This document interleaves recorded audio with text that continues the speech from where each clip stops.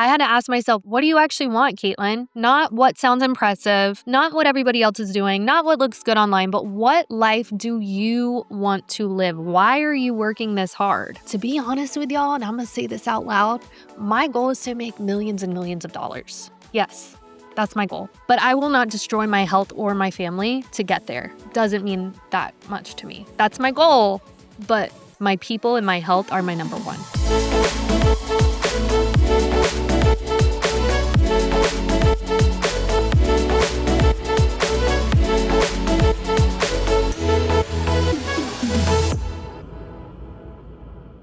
Hey friends, welcome back to Call Her Creator. Today's episode is a little different. We're not talking about algorithms and Instagram updates. We're actually talking about something way more important. We're talking about the tension so many of us ambitious women live in every single day. Wanting to build this badass, successful business, but also wanting to be a present mom and wife. Or maybe you're not even building a business. Maybe you're working for someone else, but you're really freaking good at it and you like working.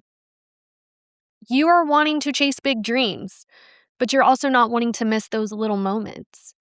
You're wanting to make a lot of money without losing yourself, your health, or your family along the way. That's me. If you've ever felt like you're constantly being pulled between those two versions of yourself, this episode is for you. And I'm about to get real honest with all y'all, okay? All right. All right, so let me take you back, okay? We're going to go back to last summer. From the outside, everything looks incredible, right? My business was on fire. I'm booking speaking engagement after speaking engagement. I'm making the money. My leads are flowing in. My agency's growing so fast, we had to hire extra help. We were going nuts. My membership was thriving. On paper, everything looked like I was living the dream. And in a lot of ways, I was. Like, that's all I ever wanted, right? Was to build my dream business and make money and do what I want. But what you didn't see behind the scenes was this. I was a mad woman. I was stressed. I was overwhelmed. I had to make too many decisions. I was constantly on. My phone never stopped. It was glued to my hand. My brain never shut off. I was answering emails right when I woke up, right when I went to bed, on the weekends, at dance practice, at school pickup, during dinner. Like, I was hustling so hard. And I kind of thought, like, this is just how it is. This is how you're an entrepreneur. This is how you run a business. This is how you be successful. And I kept telling myself, you're just in a season, girl. You're just in a season. Just get through this. Just get through it. Just get to the next week. It'll slow down. No, it doesn't. It doesn't. It really takes one moment for you to wake up and realize, like, okay, this isn't okay. So for me, that was me sitting at my son's baseball game. He was up to bat and I was in the stands and I was scrolling my phone, stressing about posting a reel on time. And I missed him running through home plate. Now imagine your 10-year-old son running up to you, super duper excited, and say, "Mom, did you see that? I scored. Did you see me?" And I had to lie to him in his face. I said, "Yeah, baby, I saw you. Woo!" But I didn't see him. I was there physically, but mentally, I did not see him. I was somewhere else. And so in that moment, in that exact moment, I felt like throwing up because I realized I was building this big, beautiful business for what? For my family? You want to say you're building this business for your family, but you're missing a moment like that? And right then and there, like, I knew in my heart I couldn't keep doing life like that. We got home that night. I'm telling you, I boo-hoo cried in the shower. Tears. My husband was actually annoyed with me. He's like, "Why are you acting like that?" I'm like, "You don't understand what it feels like to be running like this, working like this, and missing something like that." He's like, "Yeah, you got to put your phone down every now and then, Caitlin." I'm like, "But you don't understand. Like, if I don't post this reel, what, Caitlin? If you don't post this reel, what?" He's right. Like, if I don't post this reel, what? What? So I admitted to Beckham. I told him the truth that I had missed it. And then I was so sorry because he was like distraught seeing me cry. And I never want to put my emotions on my children, by the way. My parents did that when I was little, and I don't think we should ever put our big emotions on children. They're They do not have the capacity to hold those big emotions. So I was very annoyed at myself for that too, but I told him, I was like, "Hey buddy, I missed it. I lied to you. I was too busy on my phone." And he looked disappointed and sad. I said, "But let me promise you something. I will never do that again." I looked him straight in the eyes. I said, "I will never do that again." And I hugged him really tight. And it's been 7 months since then, and I have kept my promise, and it feels very good. Like, my children are the most important thing to me, and no business, no money will ever change that. Ever, ever, ever. I made a decision from that moment on. I can still be an ambitious woman, and I can chase my big goals, and I can build that wealth, but I will not sacrifice being a present mom to do it. So after that day, I started leaning into what people online were calling like the soft girl era. And I actually thought soft girl meant like you were weak and like you didn't work, basically that you were lazy, but it's actually the complete opposite. So I looked at soft girl era as calm, intentional, not living in constant chaos. Doesn't that sound inviting? So I look up, what does soft girl era mean? Get on ChatGPT. The soft girl era is a mindset shift away from hustle culture and toward a calmer life. Instead of grinding, overworking, proving yourself, constantly being stressed, wearing burnout like a badge of honor, you choose peace. Please, Lord, sign me up. Presence, yes. Boundaries, okay. Slow growth, okay. Slow growth, I like growing fast, but okay. Intentional living, okay, I can do that. Enjoying your life while you build it. I'm pausing here for a sec because I'm wondering, with you hearing me say that, what are your thoughts around soft girl era? You see, it doesn't mean quit your goals. It doesn't mean you're lazy. It doesn't mean you give up. It doesn't mean you shrink yourself. It just means that you can be ambitious without destroying your nervous system. Now, for moms and ambitious women, business owners, this can look like closing your laptop on time, saying no to things that drain you, choosing systems over constant stress, not answering emails at 10 p.m., being present with your kids, putting your phone down, reading that book, looking them in the eye when they tell you a story, building a business that supports your life instead of consuming it, because that's what was happening to me. My life was being consumed by my ambition. The core belief behind soft girl era is that you don't have to suffer to be successful. You don't have to be overwhelmed to be productive. You don't have to be exhausted to feel worthy. My soft girl era started the day that I realized this. Missing moments with my kids wasn't worth any amount of business success to me. And that's exactly what this era is about. Soft girl era equals choosing calm over chaos while still chasing your dreams. So I think I'm obsessive compulsive because after that, I started obsessing about soft girl era, and I bought all these books and I listened to all these podcasts and I read all the things about slowing down and boundaries and about building life. If any of you were following Call Her Creator on Instagram before the summer and you kept following me, you probably have seen my content completely change over there because I have changed. And I'm hoping most of you will come with me on this journey because I'm still that go-getter, but I've just calmed it down a little bit to be the go-getter that also has a life.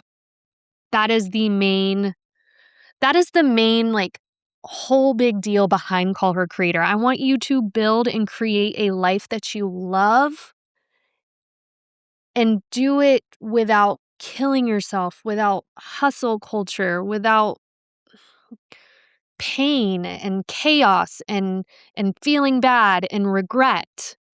We want to create something that we love and we're proud of, and we want to create something that our children will be proud of us for and not be like, "Oh no, mom missed it because she was working." So one message that I read that I kept reading over and over, your kids don't care about how much money you make. This one was hard for me because my mom and dad were normal, Joe Schmoes. My mom was a teacher. My dad owned a business, but we weren't millionaires.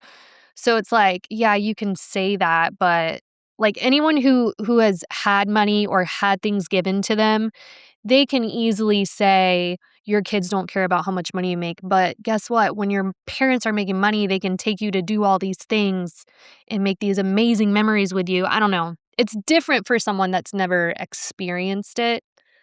I had the best of both worlds because my grandparents were well off. Um, we'd still get to do all the fun things, but love you, mom and dad. But it wasn't you guys that were taking me to the Keys and, doing all those big trips. I remember going to Hilton Head. My aunt, super duper amazing Aunt Jan. Um, they're well off and we had this huge beach house that I would get to go to with my grandparents. So I don't know, off topic, but I guess what I'm trying to say is like, those are the biggest memories I have in my head were those big extravagant trips. I don't really remember like sitting at home and doing nothing. So I think, I don't know, there's something in me that hustles really hard and makes this money because I want to make my kids' childhood so extraordinary. But your kids don't care about how much money you make. They really care if you're there. So last July, August, sometime around there, I intentionally started slowing myself down. There was times where I'd ask myself, how can I still make money, still help people, still grow my brand without having to be on 24/7? And that's when I launched Social Media Sales School, which is a really amazing course, by the way, that I still have for sale. I haven't launched. I need to relaunch it. Like when you launch courses, you kind of have to be in launch mode all the time if you want to really make money off of it. It's there. I haven't relaunched it in a while. But it basically tells you how to build a business using social media and how to tell your story through content and all that jazz. It's a really good course. But I created it because I still wanted to make a huge impact on women and teach what I know and create that income without me having to be on my phone all day long and glued to it. You know what I mean? That was the first step in me redesigning my life to fit my life instead of forcing my life to fit my business. And then life gave me another reminder. My health started getting worse. I have Hashimoto's, which is an autoimmune thyroid condition. And the stress and constant hustle is absolutely horrific for my body. It does not help Hashimoto's at all. So my body was basically at the end of last year, it's like, hey girl, slow down or we're going to slow you down. I had psoriasis pop up. I was literally tired all the time. I'm still struggling with this, by the way. I'm seeing a functional doctor. We just increased my thyroid meds with my OBGYN. Sunday, just this last Sunday, I was in bed all day. I did not move. My angel of a husband cooked, cleaned, took care of the kids. My body had to recover. So I'm still in this health thing. So a part of my wake up call with my son, I also had my literal health saying, hey, slow down. I knew then that I didn't just want to slow down, but I had to. And since all of this, I've completely changed how I work and how I live. So today I want to tell you this story, but I also want to give you real practical ways that you can do this too, because I know so many of you are in the same place right now. You want both. You want to build something meaningful, but you also want to be present for the people who matter most to you. And here's what I've learned. You don't have to choose, you just have to build a little bit differently. So I'm going to walk you through some practical things that you can start doing today to be a present mom and still run a successful business or still be a very good businesswoman. Like you don't even have to own a business to do this. This is just how we're going to balance motherhood and work, right? So, probably the most important point I have here is to make access to you super duper harder, right? One of the biggest shifts I made was that access to me is no longer easy. I do not text after hours. I do not take random calls. They leave me a voicemail if it's super important, but if I don't know the number, I'm not answering it. And I don't respond to emails at night. Just because someone wants your attention doesn't mean they have to get it immediately. Your time is it's super valuable, and you have to protect it. And you also have to go through chain of commands. Like, I have employees. If one of our clients is having a struggle with their social media or something that they need made, they can go through their social media manager before it gets to me, because I have so much else I'm juggling with. That is their job, to take care of them, which also brings in delegation. I used to think I had to handle everything myself, but now if a client asks me for something, I'm going to say, can my team handle this first? And if the answer is yes, I'm not going to touch it. I'm going to push it back on my social media manager. I'm going to ask them to take it, because you don't have to be the first line of defense in your business. You don't. That's why you pay employees. Next tip for you is to use that calendar on your phone like a friggin' CEO. If it's not on my Google Calendar, it doesn't exist to me. School events, work blocks, money walks, family time, meditation, yoga, appointments. I plan my life so intentionally now instead of reacting to it. Eric's mom asked us for lunch the other day. I'm like, can you send me a calendar invite? She's like, I don't want to overbook. I don't want to, like, if I know I have to do lunch, I don't want to have something that's right up to that lunch date and right after. So we send calendar invites. She laughed at me, but she gets it. Saying no more than you say yes. This one's huge because I always say yes. Always say yes. It can cost me a lot of money, and I'll say yes. I just did this yesterday and I'm still working on this. But there's also times when I say no, and like I said, I'm really working on this. But I recently had someone reach out to me for a local speaking opportunity, but it was unpaid. It didn't align with my goals. So I had to say no. And guess what? That person got upset with me. Super dismissive, not very nice in the email, but that's okay. Every yes, though, to something small like that is a no to something bigger, or it's a no to something more valuable. So you have to say no more than you say yes. You also need to get very crystal clear on what your actual goals are. I had to ask myself, what do you actually want, Caitlin? Not what sounds impressive, not what everybody else is doing, not what looks good online, but what life do you want to live? Why are you working this hard? To be honest with y'all, and I'm going to say this out loud, my goal is to make millions and millions of dollars. Yes, that's my goal. But I will not destroy my health or my family to get there. Doesn't mean that much to me. That's my goal, but my people and my health are my number one. So now my goals kind of changed. It's like, okay, my actual goals are freedom, flexibility, peace, presence, not just millions of dollars. I also want to stress, as business owners, build offers that don't require you 24/7. Maybe it's a digital course. Maybe it's a digital product like an ebook or a PDF guide, or maybe you start a membership. There are ways to create money that don't depend on you constantly being there with your time and your energy. And that's how you scale without burning out. I was able to add $100,000 to my business. It's probably been 2 years now that I started this, by launching a digital product. Stand Store made that super easy for me, by the way, and I'll link my Stand Store in the show notes. You'll get 14-day trial if you want to try it. But if you have, you know, if you're really, really, really good at something, sell your trade secrets, sell your brain, sell a coaching call. Well, that's not going to help you with time. Actually, don't sell a coaching call. Put all of your stuff on into a PDF or make a membership. Sell that baby. Set working hours too and stick to them. 9 to 5, girl, or 10 to 4, or whatever you want to work. I don't care. Treat your business like a job.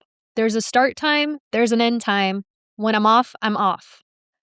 Your business has to fit inside of your life and not consume it. And I'm still struggling with this one. I'll be honest with you. I am still creating reels at 9 p.m., but I'm going to work on this one. This is going to be what I work on for February, setting my hours and sticking to them. Simplify.